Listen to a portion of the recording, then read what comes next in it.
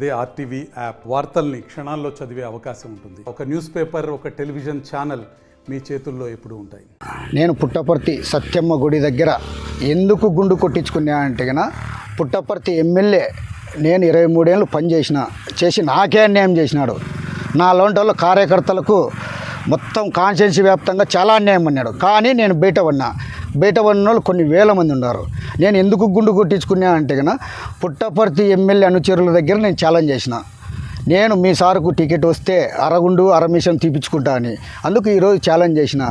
నా లాంటి గుండు కొట్టించుకునే వాళ్ళు కొన్ని లక్షల మంది కాదు, కొన్ని వేల మంది ఉంటారు, కొన్ని వేల మంది లక్షల మంది ఉంటారు.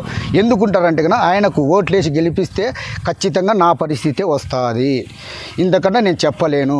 ఇంకా ఏమన్నా చర్చకు రమ్మంటే కన్నా ఎక్కడైనా వస్తాను నేను మీడియాకు. ఇదే నడి రోడ్డు మీద సత్యంగుడి కాడ చర్చకు రమ్మనండి, ఆయన ఏం చేసినాడో నేను నిరూపిస్తా. నేను ఎర్రగుండు కొట్టించుకోవడానికి కారణము ఆయనకు టికెట్ రాకూడదు అని. కానీ వచ్చింది కాబట్టి నేను అరగుండు కొట్టించుకున్నా. ఎందుకు అరగుండు కొట్టించుకున్నా? వాళ్ళ అనుచరులతో నేను ఛాలెంజ్ చేసిన కాబట్టి నేను అరగుండు కొట్టించుకున్నా. నేను పులివెందుల పులిబిడ్డను, మాట తప్పను.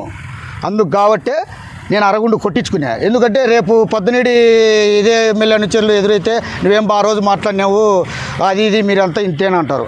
కానీ నాకు ఆ మాట రాకూడదు. నేను మొండివాడిని, మొండిలో జగమొండిని. అందుకు కాబట్టి నేను ఇది చేసుకోవడం జరిగింది.